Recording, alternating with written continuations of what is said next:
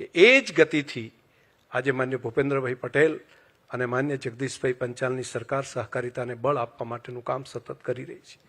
અને આ સહકારી માળખાને આગળ વધારવા માટે, એ સહકારિતાના આત્માને વધારે પ્રજ્વલિત કરવા માટે સતત કામ કરે છે. આપણે કામ કરવું પડે, આપણી નાની મોટી ત્રુટિઓ હોય ઠીક કરવી પડે.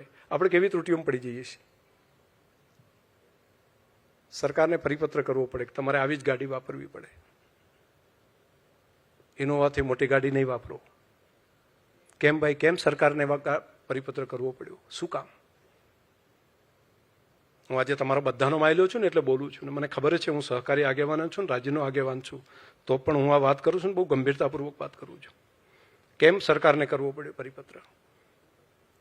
આપણે એટલું સેલ્ફ ડિસિપ્લિન ન કરી શકીએ કે આપણે સાર્વજનિક સંસ્થા ઉપર બેઠા છીએ, શું કામ મોટી ગાડી રાખીએ? અને મોટી ગાડીમાં બેસો કે નાની ગાડીમાં બેસો, મનના જ કારણો છે ને. શું રાજ્યના મુખ્યમંત્રી પોતે જો એક સામાન્ય પોતે ના મર્સિડીઝ લઈ શકે? એવું ના કરી શકે કે ભાઈ હું મર્સિડીઝ 5 લાખ, એમને કોણ ના પાડે છે? એમને પોતે જ નિર્ણય કરવાનો છે. પરંતુ મને જે મારી ગાડીની અંદર છે એની અંદર જ હું ચલાવીશ. આ સેલ્ફ ડિસિપ્લિનથી કરવા જેવું કામ છે. એની અસર થતી હોય છે. અને આ કહેવાનો હું એટલા માટે મને અધિકાર છે કે હું આનો અમલ મેં કર્યો છે. એટલા માટે હું 10 વર્ષથી ડેરીના ચેરમેન છું. મેં પહેલા દિવસે નિર્ણય કર્યો તો હું ડેરીના ચેરમેન તરીકે હું આવું છું તો મારી પાસે જે મારી ગાડી હશે એનો જ ઉપયોગ કરીશ. હું સંસ્થાની ગાડીનો ઉપયોગ નહીં કરું.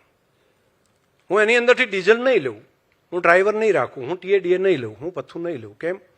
મેં સ્વેચ્છાએ પોતે નક્કી કરેલું છે કે મારે પ્રજાનું ભલું કરવું છે, મારે બીજાના માટે જીવવું છે. નહીતર મારે જો બીજાના માટે જીવવું છે તો એના માટે હું આનો ઉપયોગ નહીં કરું. મને એની અસર છે અને એની અસર હું મારા બોર્ડ ઓફ ડાયરેક્ટર ઉપર દેખાઈ રહ્યું છે. હું આજે જાહેરમાં અહીંયા બેઠા છે, મારા બોર્ડ ઓફ ડાયરેક્ટર બેઠા છે, આખા રાજ્યના સહકારી આગેવાનોની હાજરીમાં કહી શકું છું કે બનાસકાંઠા જિલ્લો એવો છે કે જે બાકી બધા આંગળીઓ કરતા હોય ને, ચર્ચાએ થતી હોય, તમે ભરતીની અંદર પૈસા લીધા, તમે પેલા કર્યા.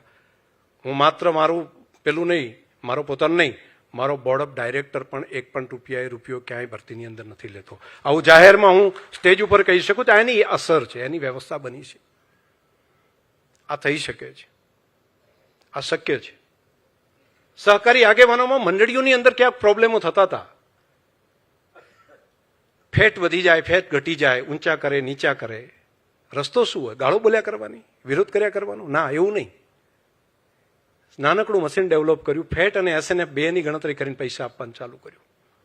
ક્યાં ફેટ કોણ વધારીએ કે કઈ રીતે ઘટાડી શકે? અને પરિણામ આ 1 વર્ષનું પરિણામ આવ્યું છે.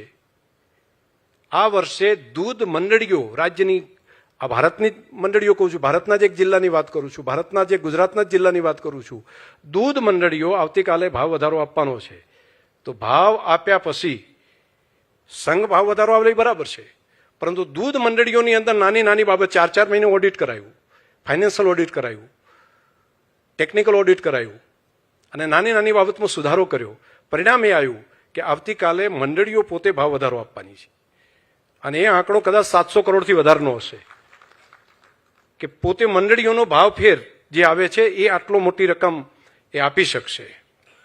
અને એ જતા લોકો કે નવા બહુ અમે બદલી નાખ્યા, ફેરફાર કરી નાખ્યા નથી. મોટા ભાગના એ જ લોકો છે. એને ટીકા કરીએ, ખરાબ કરીએ, તેના બદલે એને સુધારવાનો પ્રયત્ન કરીએ, ટ્રેનિંગની અંદર નાખીએ, બીજી વ્યવસ્થા કરીએ. થઈ શકાય. જો ઉદ્દેશ સારો હોય તો થઈ શકે. અને ગુજરાત પાસે આ અપેક્ષા છે